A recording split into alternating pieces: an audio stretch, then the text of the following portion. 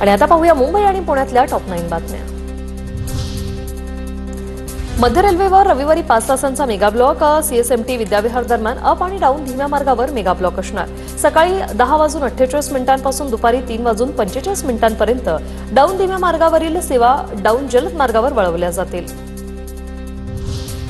उन्हाळी सुट्टीत रेल्वे स्थानकांवर होणाऱ्या गर्दीच्या पार्श्वभूमीवर मध्य रेल्वेकडून प्लॅटफॉर्म तिकीट विक्री बंद।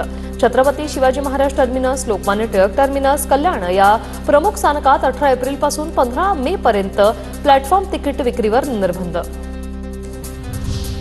मुंबईकरांची तहान भागवण्यासाठी पालघरमध्ये आणखी एक धरण उभारलं जाणार। गारगाई धरण प्रकल्पाला अखेर राज्य मंत्रिमंडळाकडून हिरवा कंदील।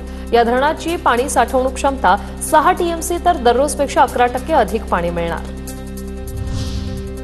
दादरमधील कबूतरखाना हलवण्याच्या हालचाली मंदावल्या। कबूतरखाना संदर्भात स्थानिक रहिवाशांची बैठक अद्याप नाही। जी उत्तर विभागाच्या अधिकाऱ्याच्या बदल्या झाल्याने विषय रखडल्याची माहिती।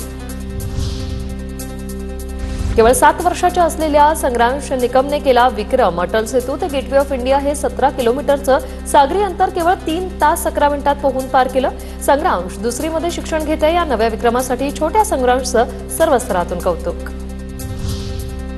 पुण्यातल्या भिडे पूल 21 एप्रिलपासून तब्बल 1.5 महिना वाहतुकीसाठी राहणार बंद। मेट्रोच्या कामानिमित्त हा निर्णय। मध्यवर्ती भागात संध्याकाळच्या वेळी वाहतूक कोंडीची दाट शक्यता। पुण्याच्या भोरमध्ये पिण्याच्या पाण्याची टंचाई। भोर तालुक्यातील 4 ग्रामपंचायतीचे टँकर मागणीचे प्रस्ताव सादर। गावात लवकरच टँकरने पाणी पुरवठा करण्यात येणार। सरकारी निमसरकारी जॉब करणारे आणि उद्योग करणाऱ्यांनी रिक्षा परवाने परत द्यावे, अन्यथा कारवाई होणार। पुणे आरटीओचं परिपत्रक जारी। तपासणीसाठी आरटीओ विशेष मोहीम हाती घेणार।